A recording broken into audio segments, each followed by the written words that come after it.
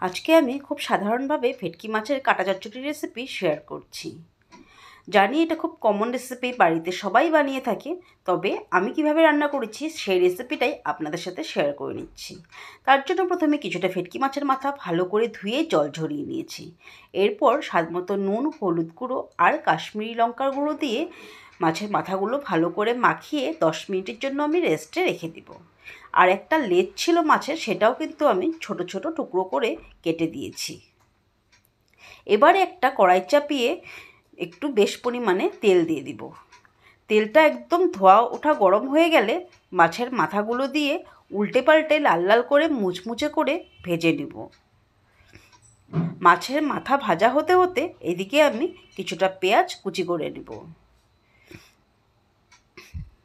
এবার সেই তেলের মধ্যেই সেই পেঁয়াজ কুচিটা দিয়ে একটু নেড়ে চেড়ে নেব। পেঁয়াজটা নরম হয়ে এলেই কিছুটা কুচনো কাঁচা লঙ্কা দিয়ে দিব।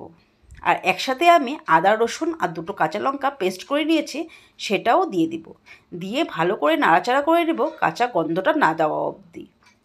এবারে 1 চামচ মতো হলুদ গুঁড়ো আর 1 চামচ কাশ্মীরি লঙ্কার গুঁড়ো দিয়ে মশলাটা ভালো করে কষিয়ে তারপর কিছুটা কুচনো টমেটো দিয়ে দিব।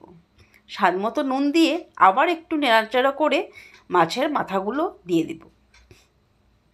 আর এই পুরো রেসিপিটা কিন্তু আমি একটুও জল ব্যবহার করিনি, তাই একটু গ্যাসটা লো আঁচে রেখে ঢাকা দিয়ে 10 মিনিট মতো রান্না করে নেব। টমেটো আর পেঁয়াজ থেকে বেশ পরিমাণেই জল উঠেছে। যেহেতু এক্সট্রা করে জল দিইনি, তাই একটু সামান্যভাবে নিচে লেগে গেছে, তবে নাড়াচাড়া করার পরে ঠিক হয়ে গেছে। এবার এখানে আমি একটা ভাজা মশলা দিচ্ছি, যেটা আমি গোটা জিরে, ধনে, মৌরি, দারচিনি, এলাচ শুকনো খোলায় ভেজে গুঁড়ো করে নিয়েছি, সেটা দিয়েছি। আর এখানে ধনেপাতা কুচি দিয়ে একটু নেড়েচেড়ে নামিয়ে নিব। এখানে কিন্তু জিরে গুঁড়ো, ধনে গুঁড়ো আগেও দিই নাই। এই ভাজা মশলাটার জন্যই কিন্তু এই রেসিপিটা অসাধারণ লাগে খেতে। আর আমি জানি এটা খুব কমন রেসিপি, প্রত্যেকেই বানিয়েছেন, তবে যারা বানাননি তাদেরকে বলবো একবার বাড়িতে বানিয়ে দেখবেন, ভালো লাগবে।